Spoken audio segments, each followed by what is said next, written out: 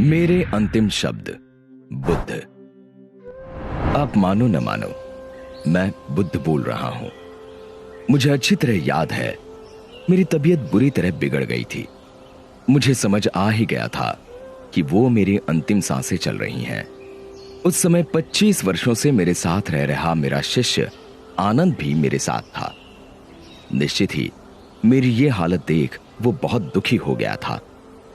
इधर उसका ये हाल देख मैं आश्चर्यचकित था कि यदि उसे सिर्फ मेरी संभावित मृत्यु से इस कदर दुख पकड़ रहा है, तो फिर उसने जीवन भर मुझसे सीखा क्या? मेरे साथ 25 वर्ष रहने वाले शिष्य तक का यदि दुख से छुटकारा नहीं हुआ है, तो फिर बाकियों ने मुझसे क्या ग्रहण किया होगा?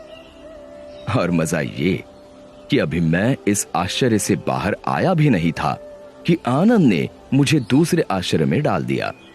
उसने मुझसे पूछा, मुझे ऐसा सत्य दीजिए कि मेरा हमेशा के लिए उद्धार हो जाए। अब मैंने क्या जीवन भर असत्य कहा था, जो अंतिम वक्त कोई महान सत्य अपने प्रिय शिष्य को देकर जाता? और फिर मैं किसी को सत्य देने वाला कौन? मैं तो सिर्फ राह दिखा सकता हूं। बाकी तो सही मार्ग पर चलकर सत्य मनुष्य को स्वयं पाना होता है। किसी मनुष्य के पास किसी को कुछ देने की या किसी से कुछ छीनने की क्षमता ही कहां होती है। सो मैंने उससे कहा, भाई आनंद, अप्पदीपो भव, यानी अपने दीप स्वयं बनो।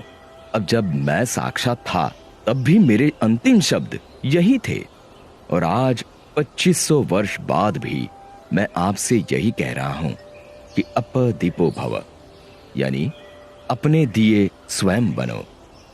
और सच कहूं तो ये मेरे मुख से निकले तमाम शब्दों और व्यवहारों का सार है। मैं दावे से कहता हूं कि यदि आप इसे गांठ बांध लेंगे तो आपका तत्क्षण उद्धार हो जाएगा। मुझे राह दिखानी थी तो दिखाकर चला गया।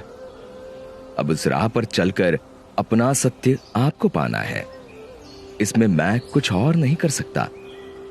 सोचो ये कि जब मैं साक्षात था तब कुछ नहीं कर सकता था, तो अब मेरी मूर्तियां या मेरे जैसे वस्त्र पहनना क्या कर लेगा?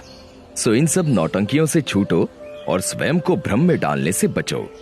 सीधे सीधे मेरे बताए मार्ग पर चलकर अपने जीवन का सत्य खोजने में लग जाओ। विश्वास जानो कि अपने द्वारा अपना उद्धार करने के अलावा तुम्हारे पास अन्य कोई मार्ग नहीं। आपको अपना दीप बनकर अपने को रोशन स्वयं ही करना पड़ेगा।